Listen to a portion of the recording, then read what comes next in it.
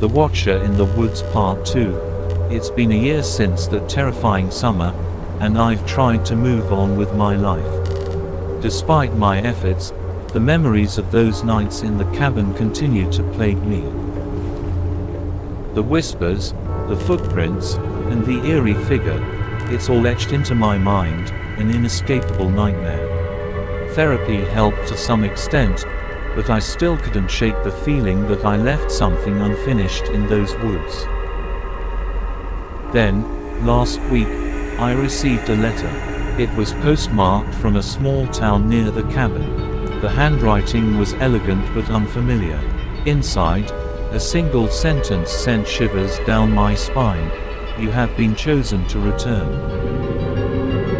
My heart raced as I reread the message. It made no sense, but the implications were clear. I knew I couldn't ignore it. Driven by a mix of fear and curiosity, I decided to go back, this time with a plan. I would document everything, try to understand what had happened, and hopefully find some way to rid myself of these haunting memories. Armed with a camera, a flashlight, and a small camping knife, I made my way back to the cabin. The journey felt surreal, each step bringing back a flood of memories. The forest seemed darker, more oppressive, as if it remembered me. The air was thick with an unspoken menace, and the familiar sounds of nature were strangely absent. The cabin looked untouched, standing silent and foreboding at the forest's edge. As I approached, I noticed something new, a small, crudely made doll hanging from the porch. It was fashioned from twigs and string, with a crude, carved face that seemed to leer at me. I took a deep breath and pushed open the door. Inside, everything was as I had left it. The old hatchet still lay by the bed, and the faint smell of mildew permeated the air. I set up my camera, determined to document any strange occurrences. Night fell quickly, wrapping the cabin in darkness. I lit a few candles and waited. The whispers began just after midnight, faint and indistinct, growing louder with each passing minute. I pointed the camera towards the window, hoping to capture whatever was out there. The air grew colder, and an overwhelming sense of dread settled over me. Suddenly, a loud thud echoed from the front door. I jumped, my heart pounding in my chest. The camera caught a glimpse of a shadow moving past the window, too quick to identify. I grabbed the hatchet and slowly approached the door. Another thud, followed by the sound of scratching. It was as if something, or someone, was trying to get in. I swung the door open, ready to confront whatever was out there. But the porch was empty. Only the strange doll swayed in the breeze. I stepped outside, my flashlight cutting through the darkness. The scratching continued, now coming from the side of the cabin. I followed the sound, flashlight beam trembling. What I saw stopped me cold. Dozens of those crude dolls hung from the trees, their carved faces twisted in silent screams. The scratching grew louder, more frantic. I turned the corner and froze. There, etched into the wooden walls of the cabin, were words written in what looked like blood: "The Watcher is near."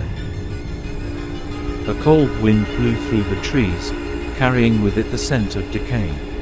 I knew then that I was not alone. The figure from before stepped out from the shadows, its glowing eyes fixed on me. It spoke, its voice a chilling amalgamation of the whispers, "You cannot escape." I backed away, my mind racing. The figure advanced, moving with an unnatural fluidity. The camera captured everything, the footage shaking as my fear grew. I ran back into the cabin, slamming the door behind me. The whispers were deafening now, the cacophony of voices that filled the room. I knew I had to leave, but the figure was outside, blocking my escape. Desperation took hold. I grabbed the camera, documenting my final moments in case I didn't make it. The whispers grew louder, more insistent. The figure was at the window, its glowing eyes peering in a moment of clarity. I remembered the old legend the driver had told me. The watcher was bound to the forest, but it could be repelled with a symbol of purity. I frantically searched the cabin, finding a small silver cross my grandfather had left behind. Holding it tightly, I stepped outside, brandishing it towards the figure.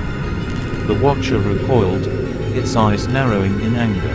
The whispers turned to wails, a haunting symphony of despair and rage. The silver cross seemed to create a barrier, pushing the figure back into the shadows. I advanced, heart pounding, forcing it further away from the cabin. The dolls hanging from the tree swayed violently, as if animated by the same dark energy. The figure let out a final, ear-piercing scream before dissipating into the night. The oppressive weight lifted, and the forest grew eerily silent. I stood there, breathless and trembling, the silver cross still clutched in my hand. The watcher was gone, but I knew this reprieve might be temporary. I didn't waste any more time. I gathered my things and hurried down the path, the camera capturing my frenzied departure. The sun was just beginning to rise, casting long shadows that seemed to follow me. I reached the road and flagged down the first car I saw, a sense of overwhelming relief washing over me as I climbed inside. Back in town, I reviewed the footage. The camera had captured everything: the whispers, the figure, the dolls, and my frantic escape. I showed it to the local authorities, but they were skeptical, dismissing it as an elaborate hoax. But I knew the truth. The forest was cursed, and the watcher was real. I left the Appalachian Mountains behind, determined never to return. The memories of that summer still haunt me, especially when the wind howls through the trees. I keep the silver cross with me at all times, a reminder of the night I faced the watcher in the woods.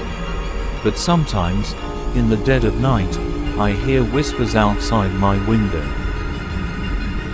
They are faint but unmistakable, and they fill me with a dread that I cannot shake.